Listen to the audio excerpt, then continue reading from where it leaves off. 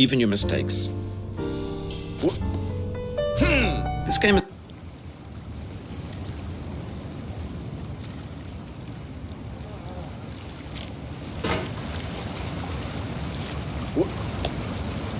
There's no feeling more intense than starting over. If you deleted your homework the day before it was due, as I have, or if you left your wallet at home and you have to go back after spending an hour in the commute. If you won some money at the casino and then put all your winnings on red but it came up black. If you got your best shirt dry cleaned before a wedding and then immediately dropped food on it. If you won an argument with a friend and then later discovered that they just returned to their original view. Starting over is harder than starting up. If you're not ready for that, like if you've already had a bad day, then what you're about to go through might be too much. Feel free to go away and come back. I'll be here. Alright, thanks for coming with me on this trip. I'll understand if you have to take a break at any point. Just find a safe place to stop and quit the game. And don't worry, I'll save your progress, always, even your mistakes. This game is a homage to a free game that came out in 2002 titled Sexy Hiking. The author of that game was Jazuo, a mysterious Czech designer who was known at the time as the father of B games. And B games are rough assemblages of found objects.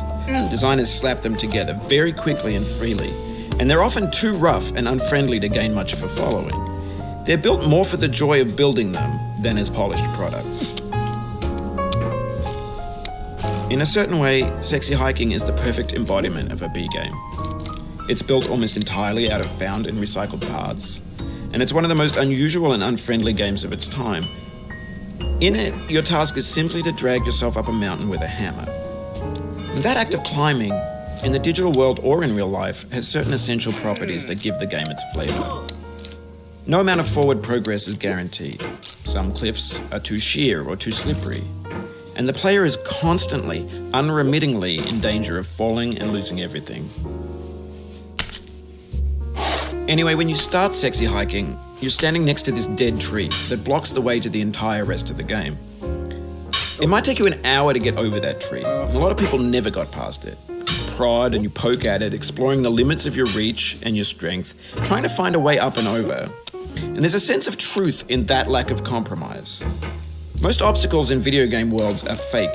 You can be completely confident in your ability to get through them once you have the correct method or the correct equipment or just by spending enough time.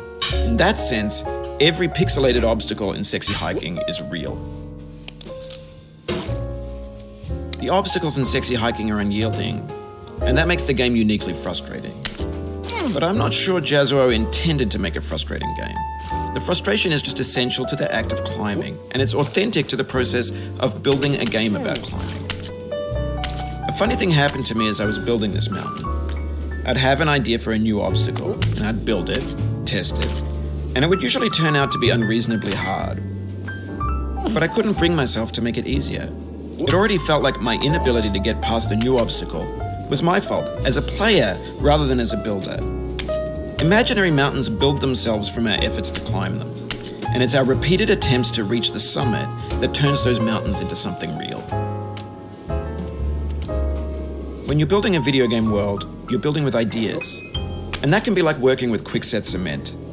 You mold your ideas into a certain shape that can be played with, and in the process of playing with them, they begin to harden and set until they're immutable, like rock.